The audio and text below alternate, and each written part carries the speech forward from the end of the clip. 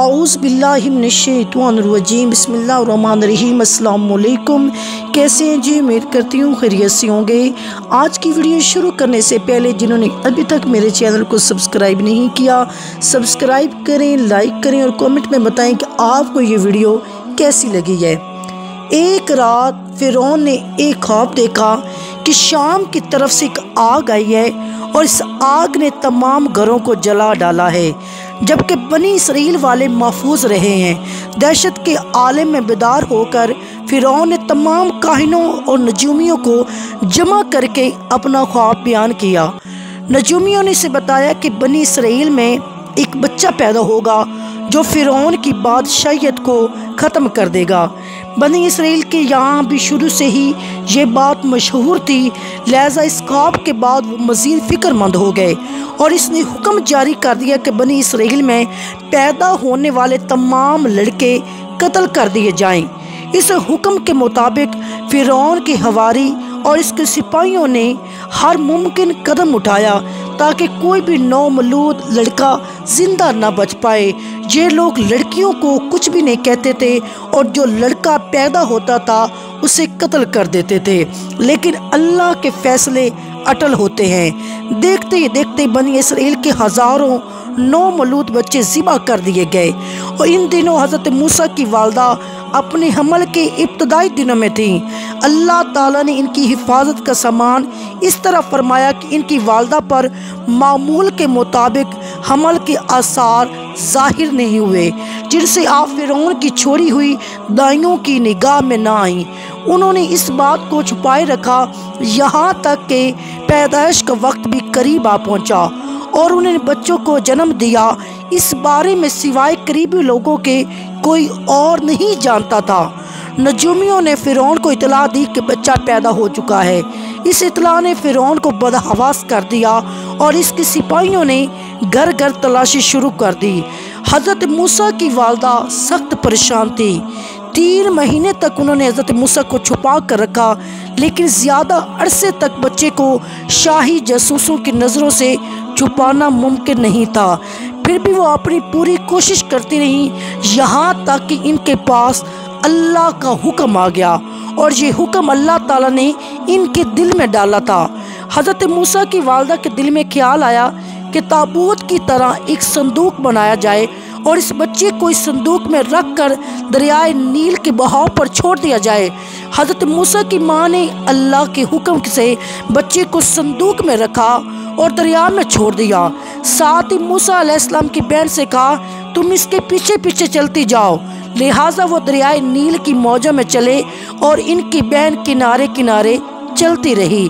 संदूक बहता हुआ महल के तालाब में पहुंच गया। वहां फ़िरौन की बीवी और खादमाएं लुत्फ़ अंदोज़ हो रही थीं कि संदूक पर मलका की नज़र पड़ी। इसने कनीज़ों को हुक्म दिया कि संदूक को तालाब से निकाल लाओ।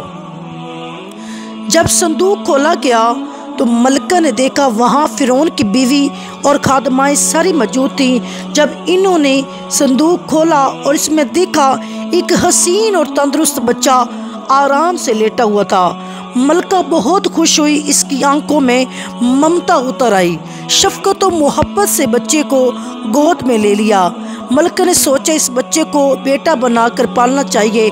महल में किसी ने खदशा जाहिर किया कि ये बच्चा बादशाह की सल्तनत को ख़त्म करने का सबब भी बन सकता है। फ़िरौन के दिल में भी ये ख्याल आया कहीं ये बच्चा बनी इसराइल का वो लड़का ना हो जिसके बारे में नजूमियों ने पेशन गोई की है। लेकिन फ़िरौन की बीवी ने कहा, यह भी तो हो सकता है कि ये बच्चा हमारी आंखों की ठंडक बने, यानी हम इसको अपना बेटा बना लें। इस पर फ़िरौन ने कहा, यह सिर्फ तेरी आंखों की ठंडक है, मेरी नहीं। मैं नहीं चाहता कि बनी इसराइल का कोई भी बच्चा मेरी निगरानी में पले, लिहाजा ये सिर्फ तेरी आंखों की ठंडक है।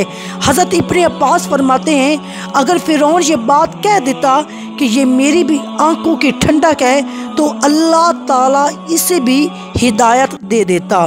मलका ने इस बच्चे का नाम मूसा रखा। जिसके मैनी है वो शख्स जो पानी से निकाला गया हो। बच्चे को जब महल में ले जाया गया तो इसने दूध के लिए रोना शुरू कर दिया। बच्चे के पास दूध पिलाने वालियां लाई गईं, लेकिन बच्चे ने किसी औरत का भी दूध ना पिया। जो औरत भी आपको दूध पिलाने की कोशिश करती नाकाम हो जाती। इधर मूसा अलैहिस्सलाम की बहन दूर खड़ी ये सब देख रही थी। मूसा की बहन ने फिरौन की बीवी से कहा कि मैं तुम्हें ऐसा घर न बताऊं जो इस बच्चे की तुम्हारे लिए परवरिश करे और इस बच्चे की खैर ख्वाह हो, इसलिए कि वह एक गरीब घराना है। जब इन्हें मालूम होगा ये बच्चा फिरौन के घर से आया है तो इन्हें इनाम मिलने की उम्मीद रहेगी। इस घर में नेक सीरत खातून है, वो इस बच्चे को बखुशी दूध पिलाना कबूल करेगी। फिरौन की बीवी ने कहा चलो ठीक है। आपकी बहन इन्हें घर लेकर आई। मोहतरमा ने बच्चे को दूध पिलाया और जब आपकी माँ ने दूध पिलाया तो आपने फ़ौरन दूध पीना शुरू कर दिया। अब चूँकि बच्चे ने किसी और का दूध पीना कबूल नहीं किया था, इसलिए वो खुद बच्चे को लेकर आते थे। इस तरह मूसा अलैहिस्सलाम की वालदा का बेहद एहतराम होने लगा। यूँ हज़रत मूसा अलैहिस्सलाम शाही महल में परवरिश पाकर जवान और तवाना हो गए। लिहाजा अल्लाह ताला ने आपको नबूवत के मनसब पर फाइज किया। आपने बनी इसराइल को फ़िरौन से आज़ादी दिलवाई और मिस्र से निकाल ले गए। फ़िरौन बनी इसराइल को ख़त्म करने के लिए लश्कर लेकर रवाना हुआ।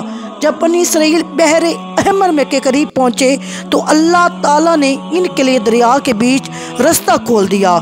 यही वो मौका था जब फ़िरौन का वो ख्वाब पूरा होने वाला था और इसकी बादशाहियत और लाहौर लश्कर तबाह बर्बाद होने वाला था। बनी इसराइल तो समंदर के पार चले गए, मगर जब फ़िरौन अपने लश्कर समेत इनके पीछे आया तो समंदर का ये रास्ता बंद हो गया और वो अपने लश्कर समेत इस समंदर में गर्क हो गया था।